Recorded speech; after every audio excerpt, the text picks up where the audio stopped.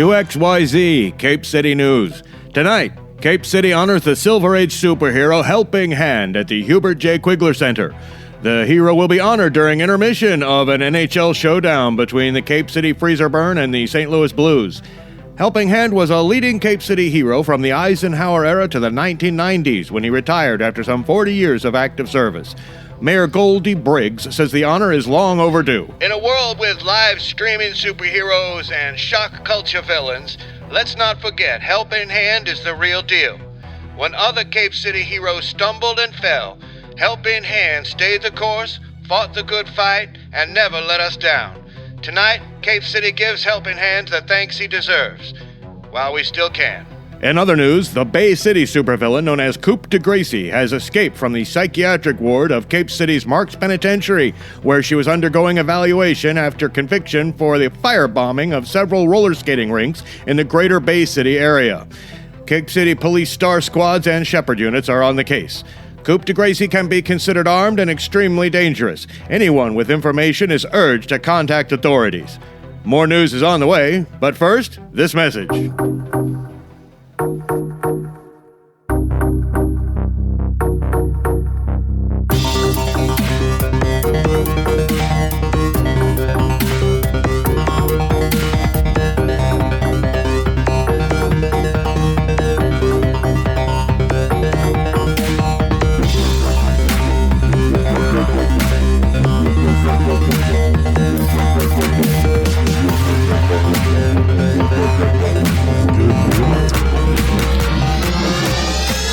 Welcome to Goonie's World. My name is Goonie, also known as Colin.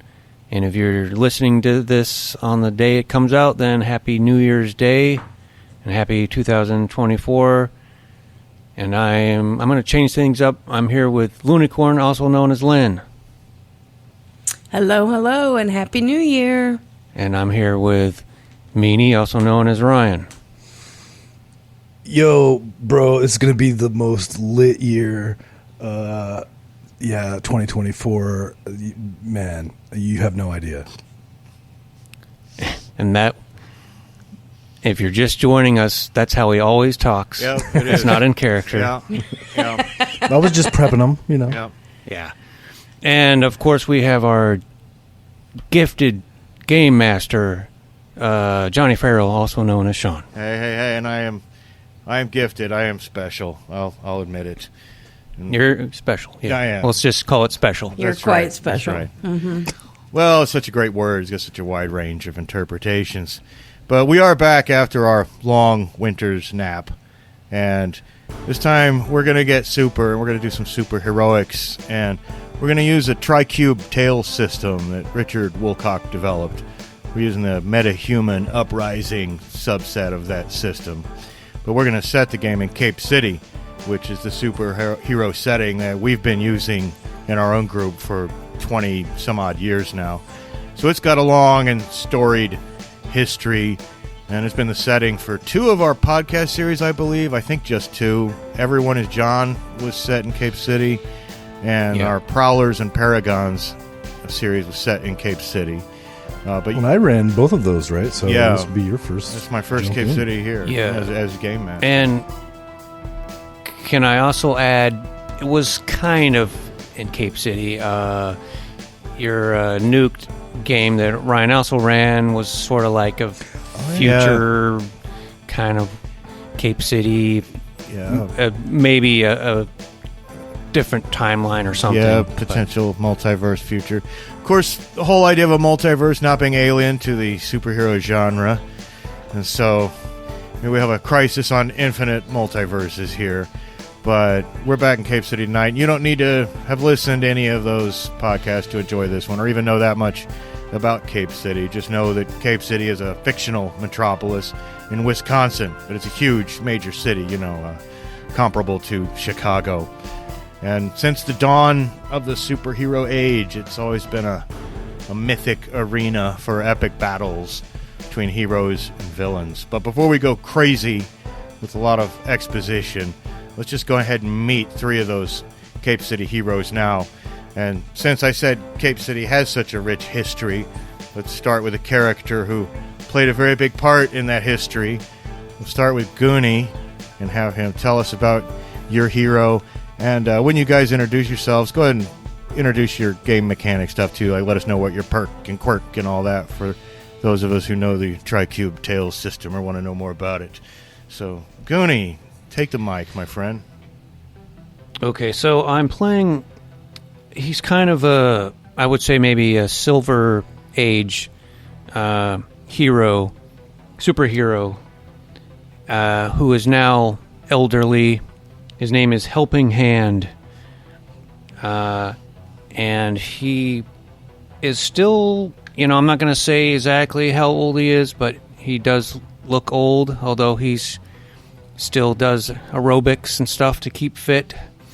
And he was actually part of a team called the Defenders back in the day. I mean, maybe technically he still is, but he is, even though he's old now, you can still see he's still kind of handsome. When he was younger, he had like the Reed Richards type of hair where it's gray on the temples, but now it's all gray. And he is, his trait is crafty. His concept, they didn't have my particular concept, but I put celebrity, because he is well-known superhero. And his perk, I chose molecular paragon. In his case, that would mean his power is he has these, both of his hands can detach, and he can sort of control them using his will. And his quirk is that he's honorable. Okay. I think that about covers it. Yeah, that about covers it. And I know Helping Hand myself through past off-air gaming, and I'm looking forward to seeing more of him. Ryan, let's talk about somebody who, as yet, has not had that much history in the Cape City universe. Tell us about your character. Yeah, so his name is Mike Kidd. He's about 6 foot tall, kind of blonde hair, young guy, early mid-20s. He's got a permanent 5 o'clock shadow. And he's basically just an IRL streamer. He walks around, either he's got this like neck harness with a gimbal that he carries his phone around on, and he's either got it facing him when he's reading chat and filming himself, or he'll turn it around, swivel it around, and just film where he's going, or who he's interacting with, or whatever. And he has been doing this for a while, and he's got several hundreds, probably even thousands of followers and stuff. But he's not like super huge where he's got like thousands of people watching him at any given time. It's maybe a couple hundred, at the most. Yeah, so he's let's see, brawny was the trait that I picked, and then journalist, although I put that in quotes because he's not really a journalist, but he is kind of a documentarian in the sense that he's like live streaming this stuff, and he's only recently started trying to be a superhero, and he doesn't really have any real superpowers except for like this custom phone that he's got that can do like Watch Dogs type, real-time hacking of other technologies, and of course it's got access to like criminal databases and stuff, so he can like look people up. So that is his whatever they were calling superpowers. Perks, your perk in this game is your power. Yeah, and that is his signature device, his phone. And he is also overconfident, just kind of a full of himself kind of guy, big ego, and I guess that's him. Okay, I hope that big ego does not get beaten down in the course of tonight's events. But we have one more hero to meet tonight before we get started. And Lynn, can you tell us about your superhero? All right. My superhero is Zaya Washington. Her trait is that she is crafty. She is a grad student working on her PhD in chemistry. Her perk is that she has a form of controlling density. It's matter manipulation. Falls under the category of matter manipulation. Mm-hmm. So basically what she can do is change the mass of herself and any objects that she touches, that she comes in contact with. Her superhero name is Messiah. And her quirk is, she's Zaya the Messiah, Messiah, not Messiah. Her quirk is that she is super socially awkward. She's very shy, and she was raised, her parents are a little bit older. They're Generation Xers, whereas most of her friends' parents are millennials. She often falls into Gen X kind of lingo, and then tries to correct herself or uses Gen Z slang wrong, and that sort of thing. And she is a huge stan of Mike's. She is definitely one of his followers. And let's see, she is mixed race, Japanese and African American. She's got dark hair, but she takes like a big streak of it in the front and bleaches it out and dyes it like a deep dark purple. Dark eyes, and she's just a little tiny thing. She's a tiny little wisp of a thing, maybe 5 foot tall and 100 pounds soaking wet. All right. Okay. Very cool. Can I ask, Lynn? Do you? I assume you must watch Mike's stream. Do you have? Absolutely. Do you participate in chat? Yes. What would? I'm just curious. What would your chat name be? Have you thought of that? I have not thought of that. Let's say... Would you not use your superhero name? Messiah 55776. I was... Yeah, that's what I was kind of thinking, is that I might just use Messiah. Probably. Yeah. Messiah. Yes. Oh, okay. Well, you got to watch that chat. You got to know who you're chatting with.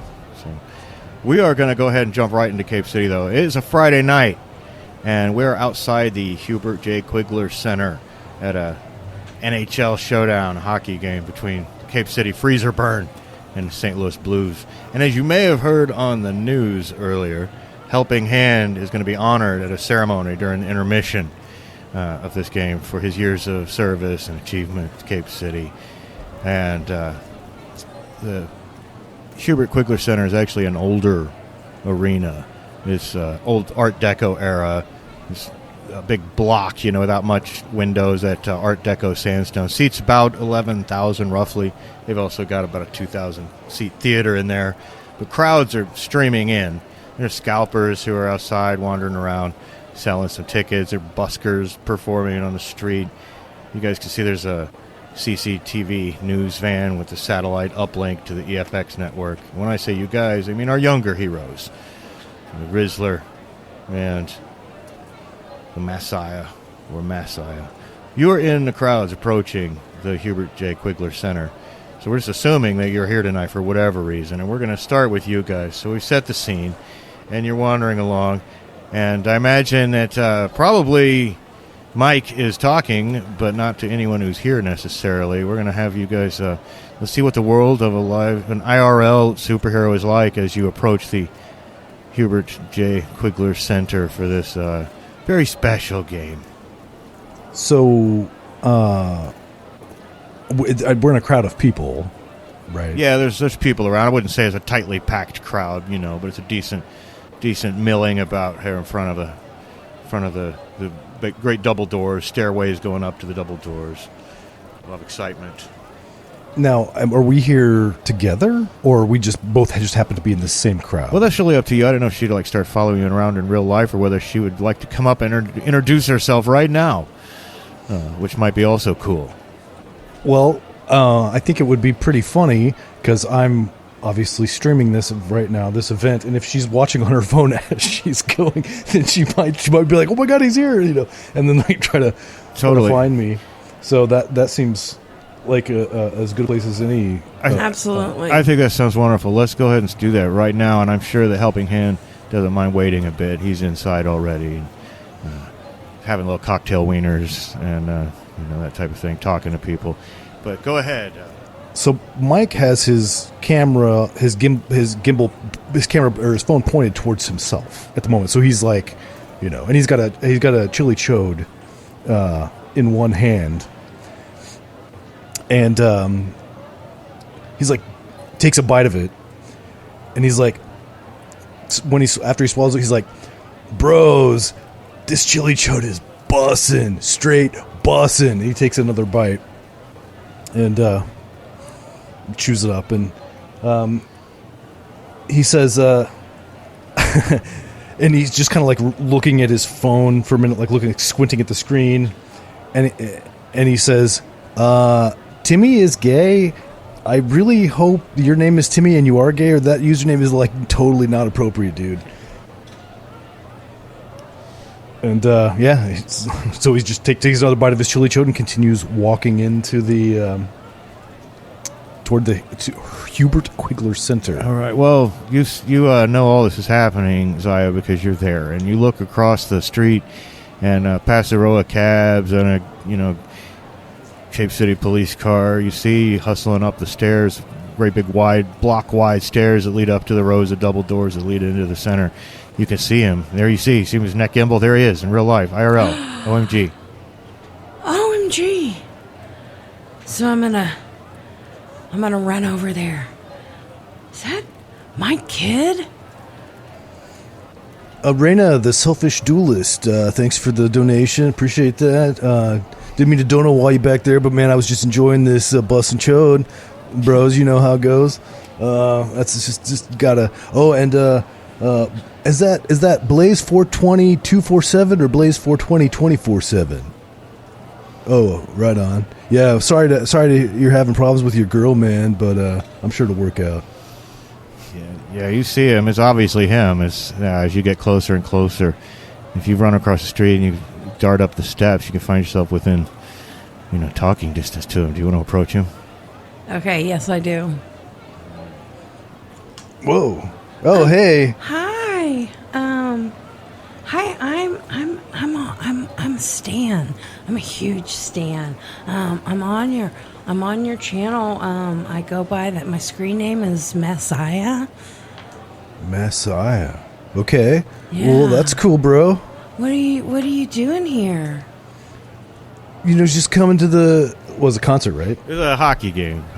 Oh, a hocky game, guy. Yeah. Okay. And the helping hand ceremony. So who knows why you're really here? You guys are kind of here because you have to be, really. Yeah, well, huge fan of hockey. Love the local team whose name I can't remember right now. Freezer burn. Go get burned. Freezer burn. Huge fan of the freezer burn, bro. Is that why you're here? You gonna watch some pucking? Watch him puck it out? Yeah, definitely. And I've heard of the helping hand guy too, and I thought he might be, an interesting guy to check out. But definitely wanna get in on this hockey action and hopefully see some bang 30s. Yeah, based, bro. Yeah, so let's get up in here. You got tickets and everything? Oh, by the way, have you had the new chili chode? Like, it's got they changed the seasoning, I think. I don't know. It's just so banging, dude. It's like I can't. Do you want to buy it? I'd love one. You check it out. You should try this. It's unbelievable. Like I now that Chubby Chode himself is unfortunately passed on, I think they're changing the recipes around. Wow, That's how you really feel. good, man. Do you show on the camera her having the bite? Do you like camera swing Oh, yeah. around and do you like Oh, yeah. put the hot dog in her mouth like creepy wise, or do you like hand her the whole dog? No, he'll totally. He won't let his. He won't not have part of him in the frame. Right, totally. I mean, Lean that in. There you wouldn't go, be take a bite of that. acceptable. So yeah, and that's what's streaming out right now to all your viewers. And but just then, you guys get bumped. There's these guys walking by. They've got like their faces are all painted up, and it kind of looks like somebody making a grimace. But it's a way that fans paint their face. They're freezing. You know, it's this face of a guy who's freezing. But there's this kind of ghoulish. You know, the way they've got it. The circles under the eyes and with the great big freezing teeth. Kind of looks like Lon Chaney Sr. in the old silent Phantom of the Opera. And they got these great big bulky black jerseys. Of course, the team's color's black anyway. But yeah, they bump you rather rudely, and some of the chili, the secret chili sauce, actually like gets up on your face, Zaya, and that's what's on camera now. They don't stop to like fight or anything. It's totally like you weren't even there as they bump you, and completely ignore you. About a dozen of these guys. Excuse you, Rudo. Whoa. Yeah, that was totally uncalled for, bro. Whoa. They stop. What, you got camera? Oh, you filming? Oh, camera? Filming? Huh? Oh, you going to put me up on, come on, man, you don't want to find yourself on a Karen compilation. Let's go, man. No, man, wait, bro, wait.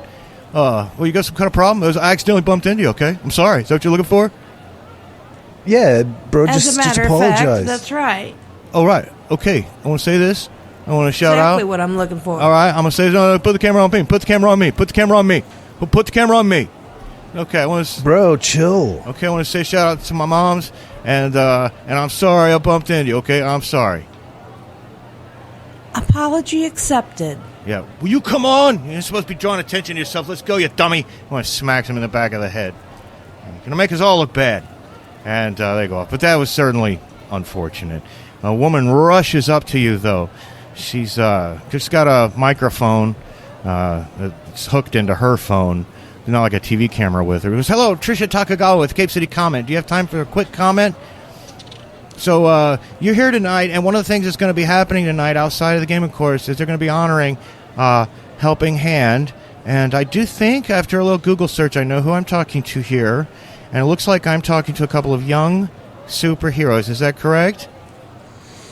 Working on it, bro. And you, young lady?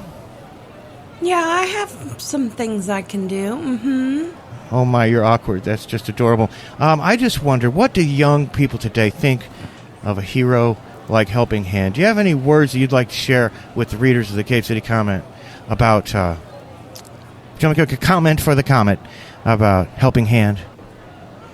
Bro, Helping Hand is lit, man. No, I mean, no cap. Dude has been, like, hitting it straight up for, like, 50 years or something? I mean, that dude is, like, a legend, bro. A legend, bro. Words of wisdom. Nice. Okay, and what do they call you again, sir? What's your superhero name? Well, I don't really have a name. Like, I'm just Mike. I just kind of got into the whole superhero thing, like, pretty recently. But so I'm working on it. I don't really have one. I was thinking about going with the Rizzler. Rizzler. Okay, we're just going to call her Rizzler. Is that with two Z's? She says as she's walking away without even really listening to the answer at this point. You have this terrible feeling she's going to call you the Rizzler in the newspaper. Oh. It's not a newspaper. What's that?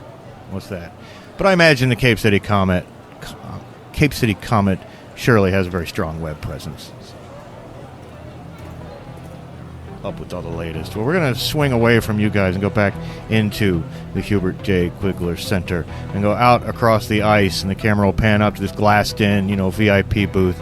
It's on the opposite side of the arena from the tech booth. But they still have the EFX affiliate CCTV is here, and they're interviewing you, Helping Hand. You're sitting back in a chair. They got like hors d'oeuvres. It's like a green room type environment, but they got the big glass windows where they're doing the final buffing of the ice. What do they call those ice Zambonis? Zambonis are out there doing the final bit. Zambonis are going, and people are starting to filter in and find their seats. And Anyway, the bland interviewer, who you know what, in my notes, I didn't even give this interviewer a name. What should we name this interviewer? Well, we know he's a bland interviewer. So he's completely beige in every way. He's wearing a beige suit, a kind of ginger beige hair, not very prominent eyebrows. Dan Bland. Dan Bland. Right. Yeah. So anyway, we're just gonna Helping Hand. Great to be here. We're gonna have the camera going in about 10 seconds now. So just relax, be natural. I know you've done this your whole life. But and here we are. Hey, we're in Cape City with Helping Hand. Helping Hand. You're being honored tonight. The people of Cape City are saying thank you to you. What do you want to say to the people of Cape City and really all of America? What do you want to say to them tonight? Oh, I just wanted to say, we need the youth today to step up and become the new superheroes of this new era that we live in.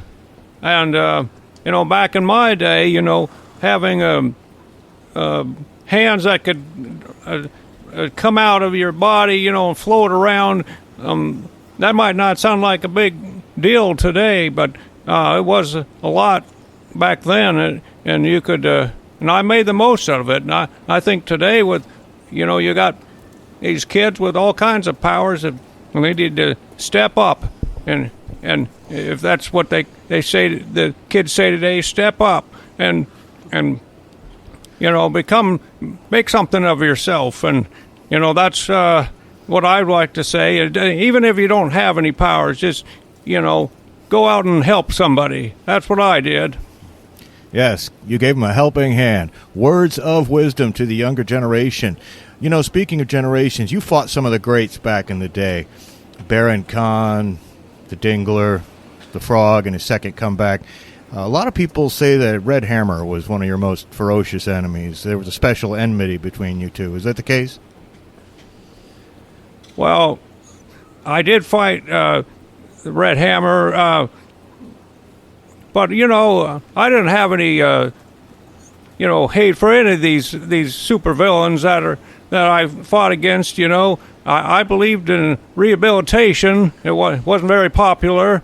I think everybody's got a good side, but unfortunately, we did fight many times, and it just we couldn't quite see eye to eye. No, certainly not. Well, we'll have more of a discussion with our good friend Helping Hand later on in our broadcast, but for now, we're going to turn you back over to our local affiliates for a bit of weather before the big game. Okay, that was pretty good. You want to tilt your head a little bit to the left. Your neck looks just a tad less wrinkly from that angle. So anyway, I'm gonna go to the bathroom. We're gonna take 5, and he gets up and goes to the door and opens it, but somebody else walks right in. He's got like this great big old school radio recording unit, like in a backpack, and a big microphone. He's got this longish gray hair. He's got press credentials, but he doesn't look like he's really part of the CCTV. He goes, excuse me, a Helping Hand, Trent Lavender of the Lavender Alert. Do you have a few minutes? Oh, sure. I'm always happy to talk to anyone who wants to talk to me. Great. You're being recorded now. Is that all right with you? Recording audio right now. Yeah, that's fine. Okay, I'm here on the Lavender Alert with Helping Hand. It's my understanding that the interviewer for TV News was just asking you about the Red Hammer. Is it true the Red Hammer was, after you defeated him, is it true that he was traded to the Soviets for captured American spies in 1974? Well, I don't know. I mean, that's, I just capture the guys. I don't know what goes on after that. The Americans, I know we did some political maneuvering and stuff, and we did what we had to do, at the time. I see. Do you have a security clearance with the United States government? Well, if I did, I I wouldn't admit to it. Okay. I don't think it's right. Careful, man. Good. Well, when you think about Red Hammer, being traded back to Russia and being essentially exonerated for his crimes, he could be just like you, alive and well in Russia today. Do you ever wonder how he's doing? Well, sure, yeah. Sometimes I do think about these enemies I've faced and what they've been up to. I hope he's, I don't wish anyone ill will. I hope he leads a productive life. Okay. Hey, buddy, you're not supposed to be in here. I gotta go. And Trent Lavender, what? No, I was looking for the. No, this ain't the price. And he gets his way out of there. Now, he's got a great radio show. It's on, all night, coast to coast, in the middle of the night. But he's known for his conspiracy theories and worming his way into places he doesn't belong. But then we hear that big, loud hockey sound. I don't know anything about hockey, so I'm going to be like faking hockey references all night. I wasn't even sure if it was called a game or a match or what. And I'm pretty sure they have an intermission, not a halftime. But hockey people, write in and correct me if I'm wrong. But isn't there like a great big bark at the beginning, of a game? By now everybody's in there and you're seated. Now, our young friends, we're going to give you guys a choice. We assume you came here with tickets. So where do you picture yourself sitting? Like way up high, so you get a nice view of the whole place, or right down at rinkside behind the glass, or you at kind of a mid-level, or where do you... I'm going to call you Rizzler, just call you something. The Rizzler and Messiah, where do you guys imagine yourself in this arena right now? I mean, he's a young guy. He's just started doing the superhero thing. He, works part-time at a fast food place. I don't think he's affording any expensive seats. So I'm expecting him to be kind of, in the top row in a cheap-ass seat. Okay, top row. And I imagine that... top level, Yeah, like up there where... in the nosebleed section. But you also got a really panoramic, nice view of everything. And Zaya, I'm assuming, is going to position herself wherever you are. And this is not actually a completely sold-out event either. Up here, there's a few blocks of seats that, aren't really spoken for, so it's easy to get a little creative with the seating arrangements. And, of course, Helping Hand will be in the VIP booth. And a few other people come in. The mayor comes in. They take some pictures of you guys shaking hands. You have to shake hands with 6 or 7 other people. And then they always do this where they want you to shake their hand from across the room, where your hand comes off and goes over and shakes the mayor's hand. You're both grinning real big. I don't know if you still do that one anymore. But oh yeah, he loves to do that stuff. And I forgot to mention, like when I was talking about him, he's still got this really great smile. It's just so charming, and you don't know if it's his, natural teeth or not. But it still looks perfect, like a great smile. His teeth are perfect, and that's exactly what someone is saying. It's a few minutes into the game now, when suddenly there's this really deep, loud, popping sound, like not so much an explosion like a bomb. But, like a little pop gun, only magnified really, really loud. It echoes throughout the whole place. And suddenly from the opposite mid-level from where our young friends are sitting, the opposite side of the arena down on the mid-level, suddenly there's this yellow smoke that's just pouring out from a seat in mid-level where you see that face-painted group of guys. And they're all reaching into their big, bulky, overlarge jerseys and taking out gas masks and putting them on. But the yellow smoke is rapidly filling the arena, but coming even sooner than the smoke is this awful smell. These guys have let loose the most terrible fart bomb of all time. Even from across the stadium, your eyes start to water. You almost gag on it. Those of you who are behind glass, like Helping Hand, might have a few more minutes. The people around there, people vomiting, panicking, going into fits. And these guys are trying to muscle their way down towards the ice. And just then, on the PA system, and if anyone, once the PA system starts, anyone looks over the tech booth, because see there's a struggle happening in there. And over the PA system comes a woman's voice. It says, "Now listen up, you stupid screwheads. This is Coupe de Gracie, and it's my show now.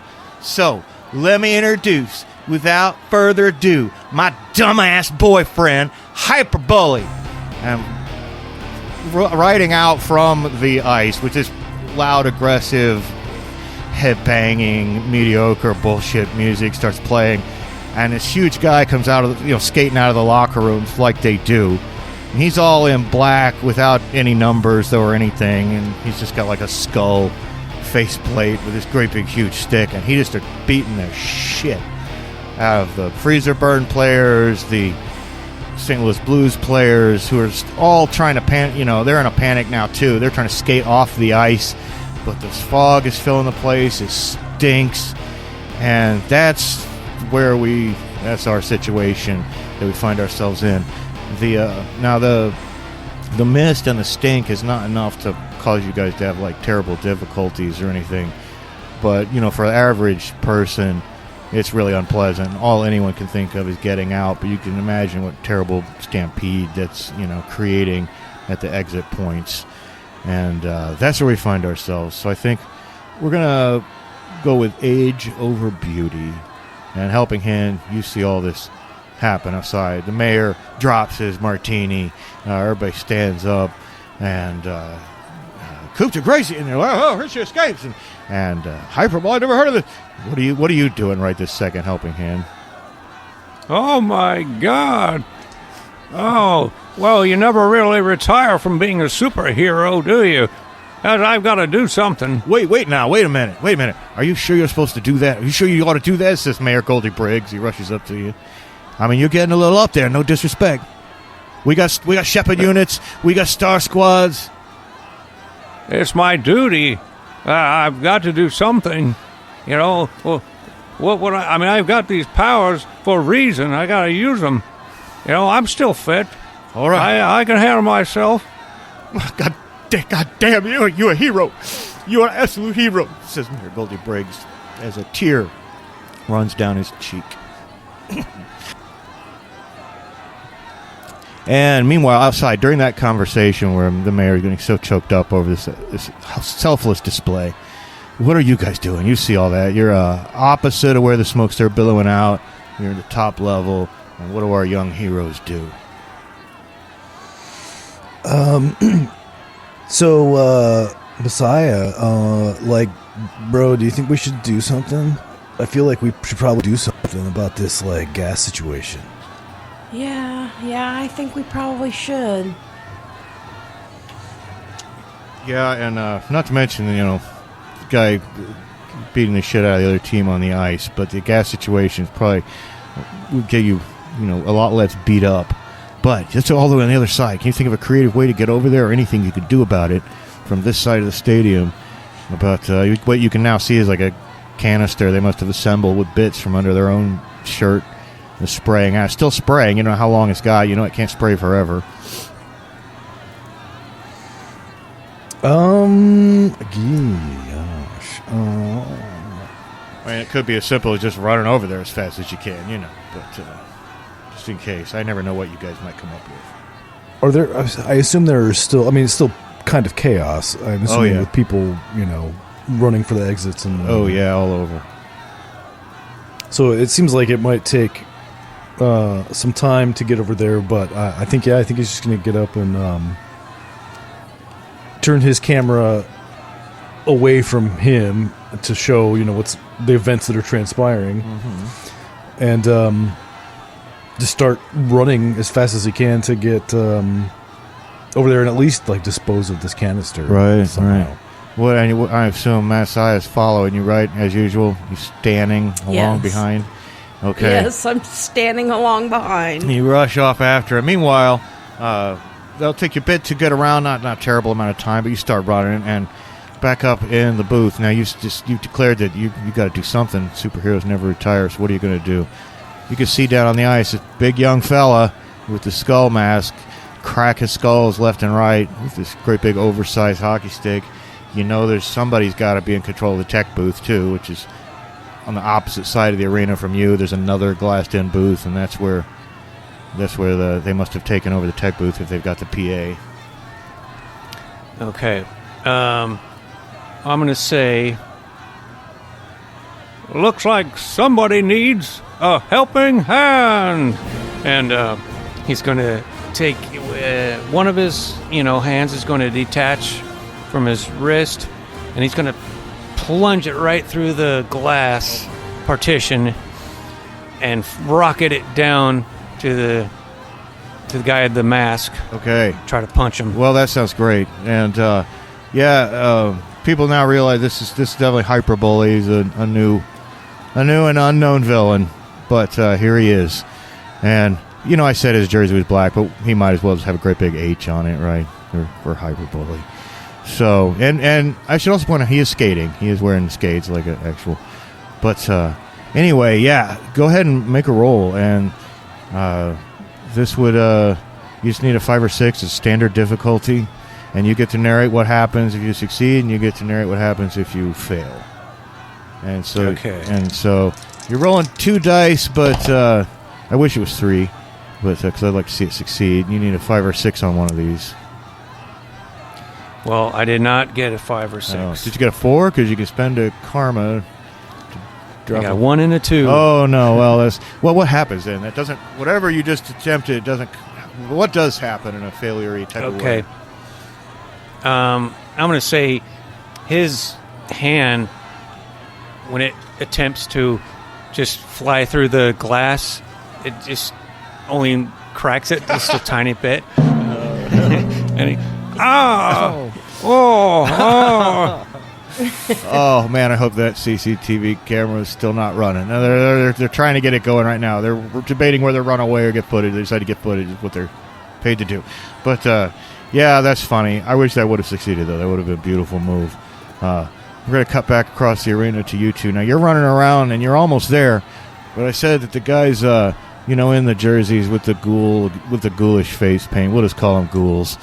They're pushed their way down towards the ice as if they're going to try to get out there too, but they're also kind of maintaining a bit of a cordon. And as you guys rush up, one goes, "Oh, we meet again," says that same one who pushed you earlier, and he tries to step up and put his hand out, stop you from going any further. What do you want to do? Punch him in the face. All right, punch him in the face. In standard difficulty 5 or 6. You're brawny though, so you should get to roll 3 dice. That seems legitimate to me. And the first one I rolled is a 6. Oh my goodness. 5, 1. Well, not only do you succeed, we just needed the 1. And to knock this guy out. This guy's on 1 resolve, or it takes 1 effort, to knock him out. 'Cause he's kind of a minion, right? So, but you got that plus an extra 1. So not only have you punched him, you've got an extra added benefit. So I'll let you narrate what happens. Well, I think, Mike balls up his fists and lowers it and just shoots it upward at this guy's chin, which, I mean, what the hell? I get to narrate it. So he it launches him off of this level and totally. Onto the ice, face first. Awesome. And can I add the embellishment that just right there somebody skates by and clocks him in the skull and he spins around on the ice a little bit, dude. Of course. Yeah, and he's definitely out of it. You knew there were about a dozen of those guys. For what it's worth, though, if you ever do fight a group of people, you could just treat them, a group of mooks, you can treat it as one person, then just have a little bit more resolve to take them all out. But anyway, you were right down there now within running distance of them. While he's made that punch, or as that's happening, is there anything that you want to do? Messiah, you can see you guys are within sprinting distance of where the canister. One of the guys is still kind of tilting the canister up. His head's tilted away, even though he's got the gas mask on. And let me not, let us forget that during all this now, I mean, the stench is really bad. It's like the worst. You walk into a bathroom after someone absolutely destroys it, and there's that terrible, terrible, eye-watering, almost burns your nostrils, rancid methane smell. This is the worst thing ever. It's a terrible, immature, practical joke sort of a thing to do in a place like this. But anything that you do, Messiah?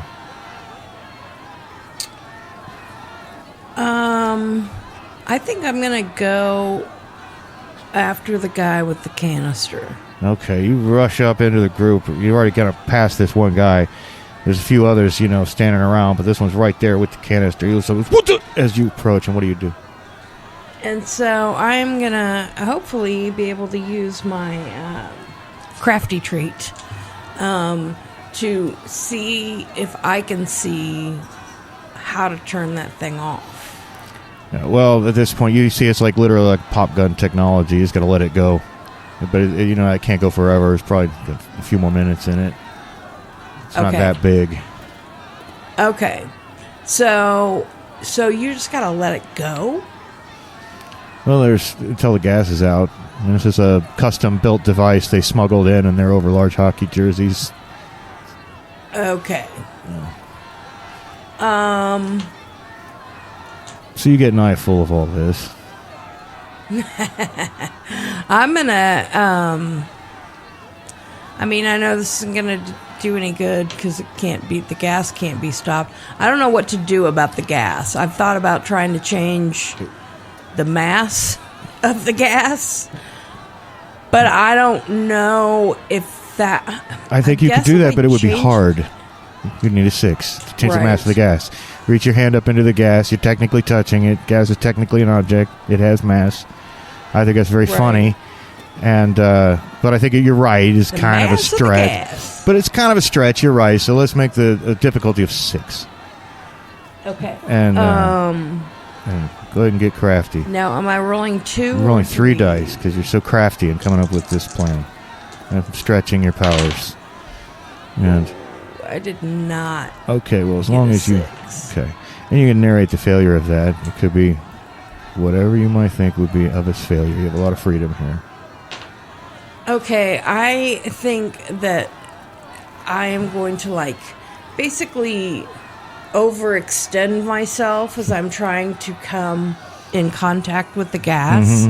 And I'm going to completely trip over my own 2 feet and stumble into the guy that is holding the gas canister. Yeah, and can I throw in the embellishment that your face goes right in the gas canister for a second? You're like... and it's just awful. Meanwhile, in the VIP room. Okay, it's a rather bit of an embarrassing moment as... Don't worry, it happens to everybody sometimes, says a well-meaning person in the room. And it's okay, help in hand, say the 2 people who are standing around. Mayor Briggs says, he's still overcome with emotion. He goes, don't worry, you can do it. You can do it. We believe in you. We believe in you, help in hand. I thought it was breakaway glass. It's harder than that. But I'm going to try it again. He's going to shoot his hand again. All right. Try to do the same thing. Meanwhile, let me not forget to remind you, as the hockey players are leaving the ice as fast as they can, but there's some broken bones and the concussions. The seasons of both the Blues and the Freezer Burn will be seriously affected by the damage Hyperbully's doing. And what happens with your die roll, my friend? Okay. I only got a 4, so I will use... Okay. What is it, karma? Yeah, you spend one of your 3 karma to make that... you're reducing the difficulty by 1. I'm saying you needed a 4 instead of a 5. So you do. Yeah. And narrate how that happens.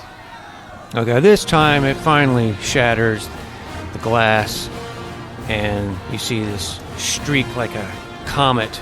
It's his fist in it, and it soars down to Hyperbully and hits him right in the kisser.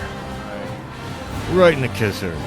And can I throw in the embellishment that it hits him with such force that it knocks him backwards and he spins across the ice into the hockey goal, and then the score thing goes, and if the crowd wasn't panicking and gagging and trying to get out of here, they would have gone wild. But the cameras caught that one. You look at that, and you guys see that too. You guys see that streak of lightning. It's like, and that's some major heroics. And then the guys with the rest of the guys with we'll call them the ghouls, with the ghoul makeup. One of them, they've seen one of their own get smashed down onto the lower level. The one that's sitting right here by you, he tries to pick up the canister, which is almost empty, and bash you in the head with it. Now, it's his turn, but you get to make the roll, Messiah, and you decide what happens if he succeeds. You lose a resolve, but you get to narrate how it happens. And if he fails, you can determine that. You roll all the dice. I roll all the dice. Okay, how Game many Master do I rolls roll? no dice in this game. Well, it depends on how you defend yourself. You're trying to defend yourself. You know, you Oh, I'm you could okay. always- Okay. yeah. So, yeah, I am going to try to, also being crafty, use the momentum of my face dive into him to just kind of push myself in such a way that I like glide right underneath him across the ice, making Okay. use of the frictionless ice there. Okay. Well, let's hope so. Or We'll- semi-frictionless. Yeah. And we can always have you roll first, I guess, and then you can decide. But this is what we're hoping, to not get smashed with the. But you don't. Looks like you do get smashed. So what does happen? So the gas canister smacks into me and does, in fact, send me careening across the ice. And then I crash spectacularly into the wall. All right. Boom. Boom. And luckily, you don't know it smacks you on the way across. And meanwhile, the other 10 guys, 4 of them take off for the exit, but 6 of them, they go, no, we've got unfinished business. And they turn around and they come rushing over to you, Mike, like they're going to come kick the shit out of you in a crowd. So they all rush up with their great big meaty fists raised, and they come try to attack you all at once. What do you do? This is just treat them as one opponent here, basically, in your narration. He's just gonna give him a smirk and say, "Bet, bros," and just go into like full on ass kicking. Full on brawl mode, like spinning, kicking, punching, elbow. Okay, yeah. I mean, they're a big crowd of guys, and that's one thing about this system is you could do that with huge groups of minions, and it's nice. You just kind of treat them as one person with a little bit more resolve. But go for it, man. Roll your dice. And it is difficult, so I need a 6. Is that right? It's not difficult. Oh, it's not. No, it's not easy, but I'm gonna let it be the standard 5 or 6 because they're just little mookies, and they're pretty tough in groups. But 3 for Brahmi, I guess. yeah, Oops. oh yeah. Oh, I threw my dice. Oh, he throws the dice on the floor once again. Friends, as always, it would not be an episode of Goonies World if Ryan did not hurl his dice across the room or get stuck behind a cat. It's true. It's been so long since we've heard that beautiful Retrieve the Dice music, isn't it? Yeah, I just wait until I'm just hoping that he does it so we get to hear the Right. music. Well, he's taking his time on this one. Yeah. I still- Yes, Oh, he can't find it. You might have to roll one twice. You can't find it. 10 minutes later. Okay, so 5, 2, 2. But the 5 should do it. I Yeah, think. 5 should do it. So yeah, narrate your wild kung fu action with these 10 guys. I mean, it's a straight up, it's a straight up Bruce Lee movie, right? He's just like elbows one guy, and then one guy tries to punch him, and he grabs his fist and jams it into somebody else's face, and then ducks under somebody's legs, and uppercuts a guy, and then there's somebody coming up behind him, and he does a back kick to the guy's chin, and does a little flip, and yeah, it's just all 6 of these guys just get rocked. Nice. Well, just in that second, right as all that's happening, and as Masai is spinning off across the ice and smashing the wall, and after helping in his clocked Harper Bully, the glass of the tech booth across the way from the VIP booth on the other side of the arena also shatters. And your eyes go across, shoom, and you see there's 2 ghouls in there. There's also a young woman dressed ridiculously, Coupe de Gracie. We're just going to let our listeners, I don't know exactly what her costume is, but it's going to be some torn-up version of prison garb and face paint. But you don't know where she got it. She lifts this immense M60 machine gun up on her hip and, screaming with laughter, fires it across. She's not even really aiming very carefully. She's just spraying across the arena all over, but concentrating it mostly around the VIP booth opposite. So helping hand. Everybody, of course, is diving for cover in here. bullets are slamming into the opposite wall. She's not hitting the ice, but what do? You got to roll to avoid getting shot, basically, or see what happens. I guess you need not interpret a failure as getting shot. I guess you have still some freedom in that. So could be failing in some other way. But go ahead and roll those dice. Not hard though, because she's not aiming. In fact, I'm probably going to argue she's not aiming carefully enough at all, and it's far enough away. This would be an easy roll. So 4 would be the difficulty you need.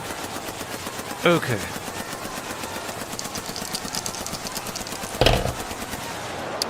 I got a 5. All right. So yeah, how do you? What do you do? Well, I would just duck below if I can. If there's a little space where it's not glass, Right. dive down, yeah. duck out of the bullets. Yeah, that's what everybody else is doing, and it's a tried and true maneuver. Now you guys have 2 problems, basically. You've got Hyperbully down on the ice, and you've got Coup de Gracie up in the booth. You think that surely Shepherd units will be arriving, soon, but it hasn't been that long, It's just been not even like a full minute yet, really. So I'm going to hand the initiative back over to you guys, and you got all these guys that you beat the shit out of, Mike. They're all laying around, groaning, rolling on the ground. They're starting to get up and get the hell out of here. Even though technically they've got a few resolve left, they don't want to go out this way, get in a big fight, and have it streaming all over the internet. And so they're kind of running off. What do? You can see that your friend's down there on the other side of the ice now. Probably about half a dozen actual hockey players out there. Hyperbully is getting up, shaking his head from where he got crashed into the goal. And what do? Of course, you also hear the gunfire. Everybody can see and hear that in the tech booth. What do you think Mike would be doing? Coup de Gracie is still shooting this machine gun. Yeah, she'll probably be doing it for as long as the chain lasts. It's like, like chain ammo. So I guess that can't be forever. It could be a while. Depending on how long the chain is, I guess. Yeah. I don't know. He just kicked all these guys' asses. Mm-hmm. He either wants to... No. I was going to say that he would go up to the media area and try to stop her, but I think, honestly, he's more worried about the people getting shot, so he'll probably try to go over to the VIP area. Okay, you rush as fast as you can over the VIP area. Meanwhile, you are down on the ice, Messiah. You see Hyperbully get up and shake off his head and look around, and he looks over at you, and you can see his eyes through his skull-like hockey mask just almost burn red for a minute. What do? Is he back up on his feet? Yeah, he's back up on his feet, shook his head, he's ready for action. It's your chance to do something. You got to put this guy down, He's already lost 1 resolve. We need 2 successes against this guy, essentially, to take him out. Okay. I am going to attempt to grab onto his mask. All right. You rush over. And make it... Yep. Awesome. I know exactly what you're going to do. I should have stopped and let you narrate, but we're going to roll dice and then let you narrate. Well, yeah, we should roll dice. Yeah.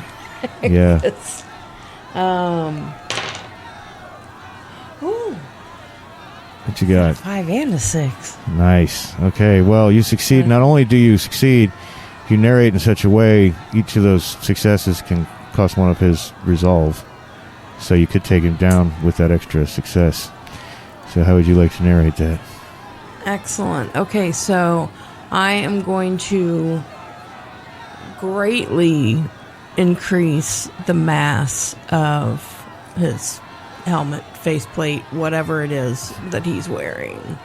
And of course he is going to come crashing down. Fall. It's like so heavy that he can't hold it up. It's just going to face plant. So, yes, it's literally made him do a face plant. Yeah. And I'm going to say, so I can narrate this so he loses 2 resolve.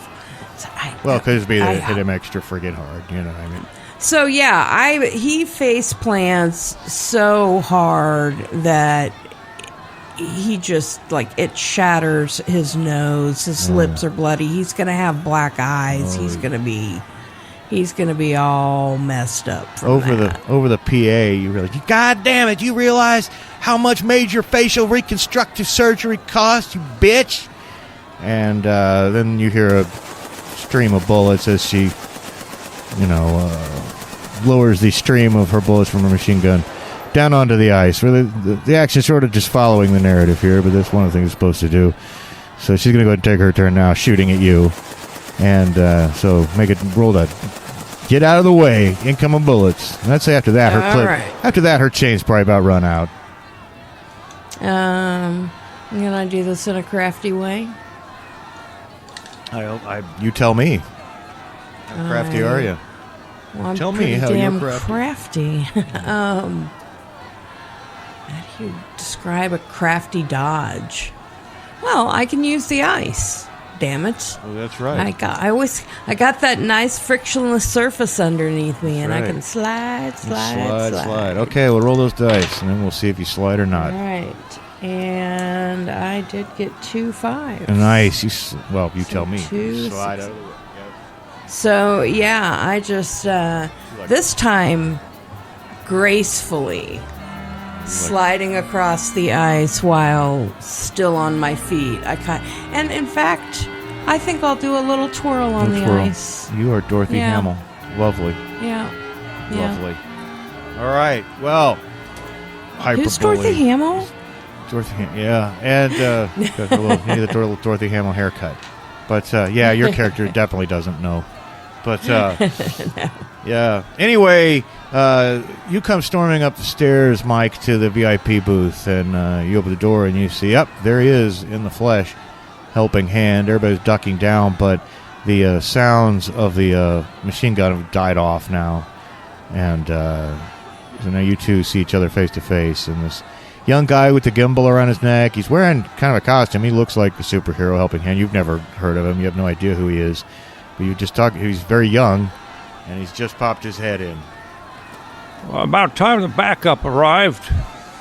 Hey, I think you need a vibe check, bro. Like, I'm here, man. I had to deal with the ghouls, man. They were, like, everywhere, bro. Oh, I didn't realize you were already fighting here. We got our hands full. We got to stop this mad shooter, this woman that's got a real foul mouth on her. Yeah, bro, she's got a total problem, man. But she's got did that shooting actually stop? Did she run out of ammo? Yeah, she ran out of ammo. It was trailing off after she tried to shoot at Messiah. I think she might be out of ammo, bro. Do you want to go get her? Well, yeah, I don't like to fight female villains, but you do what you have to do.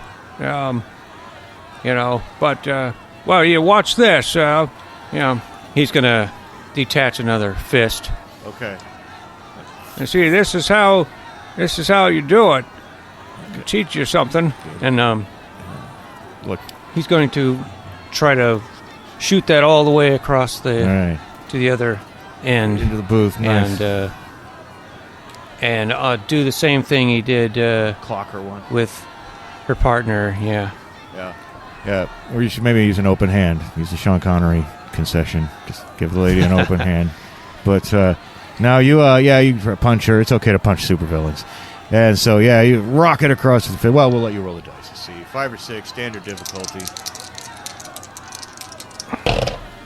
Oh, I got a 5 and a 6. Oh, nice. So, again, that's 2 and 1. Let me go ahead and tell me how that happens.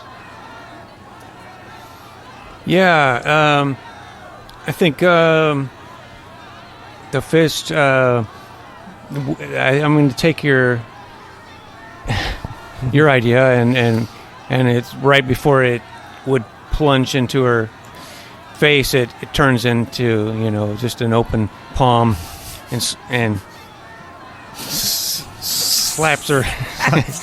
So it's a once, bam, and then the backhand for the next result. Yeah, and then the Bam. backhand is All right. the second one. Okay. That's enough out of you, Missy.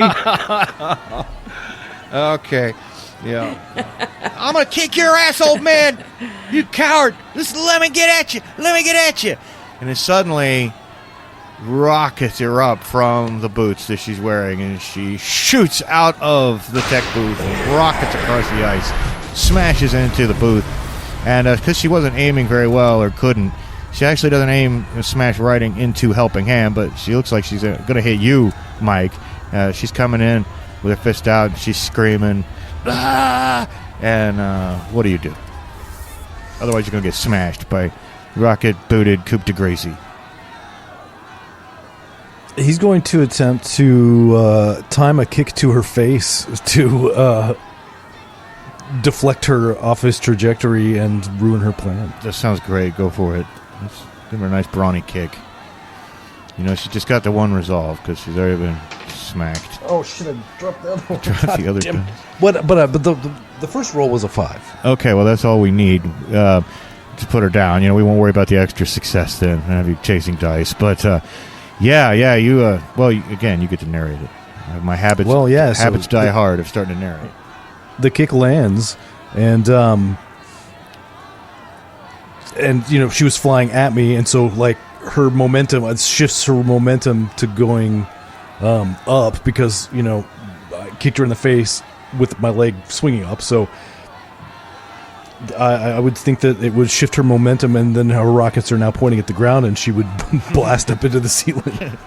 And she does. She blasts up to the ceiling, and I'll throw on the embellishment. She hits one of those great big, steel support girders, and there's a terrible loud clang, and she falls to the ground and hits the ice, and it, shatters. So now Coupe de Gracie and Hyperbully are lying on the ice, although Hyperbully's still waving his arms and legs around and trying over and over to pull his head, but it's like it's a sword in a stone. If you're not Arthur, you're not pulling, you're stuck. He's stuck there. And just about this time, talk about backup, a few Shepherd units, and for people who don't know, these are robot cops, basically. They're essentially robo-cops that are used for super normal situations by the police. Come rushing in with the Star Squad, Super Tactics and Response Unit. They come in. You can see them putting the special cuffs on everybody. The gas is mostly dissipated now, and it's a bit of a whirlwind. But before you know it, you guys are all standing out on the steps in front of the Hubert J. Quigler Center, the three of you, with Mayor Goldie Briggs shaking everybody's hands, and the TV cameras are out there. Just the one TV camera, but I'd say a few more have showed up by now. And there's a crowd of people standing around all the emergency vehicles, and they get the cameras on the mayor, and he's like, generations working together to defend Cape City. That's what my administration is all about. Here we have Helping Hand and the Messiah, I'm told. And I'm told there's some confusion about your name, my young friend, he says to Mike. Yeah, bro, I mean, I was thinking about going with the Rizzler, but I don't know if that's, too obscure. No, I like that. That's got a nice ring to it, the Rizzler. That sounds like candy. You're totally Riz. Yeah, totally Riz, here with Mayor Goldie Briggs. Here at Helping Hand, thank you for all you do. I'm sorry we had to postpone the ceremony, but perhaps there's no better tribute to the superheroics you've given us than for you to be continuing them here tonight, putting these terrible, terrible villains behind bars. Yeah, I couldn't have done it without these youngsters here to help me. It's good to see that, the young lady here and the Riddler. I think he said Rizzler. Yeah, that's right. He's got the Riz. And the drip and the Riz and all that shit, man. That's right. Oh, wait, we got to turn the camera off. You can't say shit on TV, boy. Hey, turn it off before I say Watch shit, your too. mouth. Now I said shit 4 times. Now I said shit thanks to you. All right. I think you all need to wash your mouth out with some soap. All right. Well, we're going to let the camera fade out on that and wrap up this first episode right here. But I'm sure there's more to come for these heroes. So we'll talk about that next week. Okay, and yeah, real quick, I just wanted to remind people, in case they forgot, but during our break, I had not one but 2 episodes of Dickie Newton, my fiction podcast, come out, because it's part 1 and part 2, and I thought waiting a month between those would not be the best, since they're kind of, you want to listen to them. You can listen to them however you want to, but in case you want to listen to them back to back, I put them both out. I'm just reminding you to check that out if you haven't already. Thank you. Hey everybody, if you like our podcast, don't forget to leave us a good rating and or review on Apple Podcasts, Podchaser, Spotify, or wherever you're able. Subscribe to us on YouTube. Follow us on Twitter at Goonies_world, and check out our website at GooniesWorldPodcast.com. Email us at GooniesWorldPodcast@gmail.com. Thank you for listening.